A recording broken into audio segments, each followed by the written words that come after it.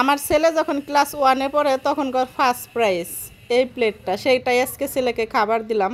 আসসালামু আলাইকুম, কেমন আছেন সবাই? আশা করি ভালো আছেন। আমিও আলহামদুলিল্লাহ ভালো আছি। তো শাহনাজ আক্তার অনেক দিন পর একটা লং ভিডিও নিয়ে আসলাম। আজকে আমি আমার ছেলের পছন্দের একটা মুরগির রেসিপি দেখাবো। এটা আমি একদমই ঝটপট রান্না করি, আর আমি একদম ঘরোয়া বাটা মশলা দিয়ে এই রান্নাটা করি, কোনো ঝামেলা হয় না।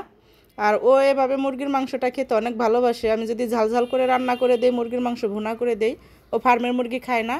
আর ফার্মের মুরগিটা যদি আমি ওকে এভাবে রান্না করে দেই অনেক পছন্দ করে। যাই হোক, ফুল ভিডিওটা অবশ্যই দেখবেন, ভালো লাগবে। 3.5 মিনিটেরও নিচে ভিডিওটা। তো এখানে আমি বাটা মশলা একদম বেটে রাখছিলাম পাটায়। তারপরে যে নতুন পেঁয়াজ সুন্দর করে একটু হালকা ভেজে নিলাম, একদমই বেরেস্তা করিনি, কেননা এটা নতুন পেঁয়াজ। তারপরে আমি মশলাটা দিয়ে সুন্দর করে নাড়াচাড়া করে কষিয়ে নিলাম। আর যে প্লেটটার কথা বলছিলাম, আমার ছেলে যখন ক্লাস 1-এ পড়ে তখনকার ওটা ফার্স্ট প্রাইজ ছিল, মানে যে বিস্কুট দৌড় দিছিল, তাই তখনকার একটা প্রাইজ ছিল, মানে স্কুল জীবনের, মানে তখন হ্যাঁ অক্সফোর্ড নোবেল স্কুলে পড়তো, তখনকার একটা স্মৃতি রয়ে গেছে। তাই যাই হোক, ওর পছন্দের যেহেতু খাবার, ওর পছন্দের একটা প্লেট, মানে যে নিজের একটা প্রাইজ, সেটাই আমি আজকে ওর খাবারটা দিলাম।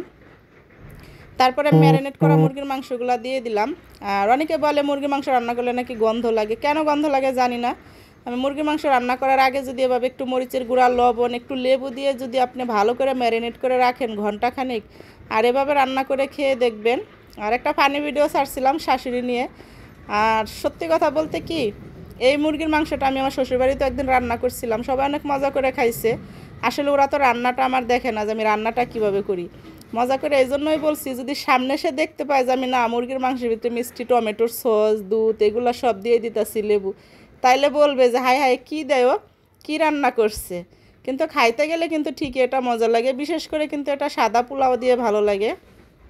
তা আমি এখানে যে লিকুইড দুধ দিয়ে দিলাম, আর টমেটোর মিষ্টি সস, এটা আমার বাসায় বানানো, নিজের হাতে বানাইছিলাম, সেটা দিয়ে আমি সুন্দর করে ঢাকনা দিয়ে ঢেকে একদম পাশের চুলায় চলে যাব পোলাওর চাউল ভাজতে। কেননা পোলাওর চাউলটা সুন্দর করে আমি ভাজা ভাজা করে তারপরে কিন্তু এটা দিয়ে আমি পোলাও করবো। আর চাউলটা যত ভাজা ভাজা হবে তত কিন্তু পোলাওটা ঝরঝরে সুন্দর হবে।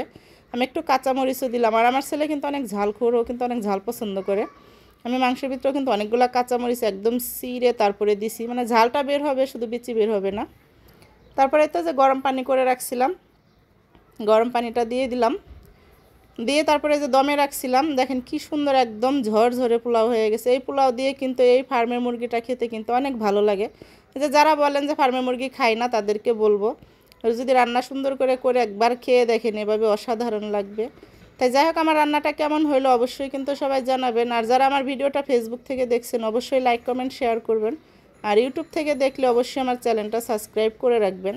এই শাহনাজ আক্তার প্রোফাইলের এখানে কিন্তু আমার ইউটিউব চ্যানেলের লিঙ্কটাও দেওয়া আছে, শাহনাজ কুকিং।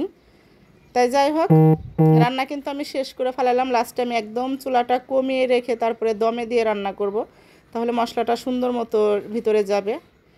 এই তো লাস্ট লুকটা দেখেন, অসাধারণ ছিল খেতে। আল্লাহ হাফেজ।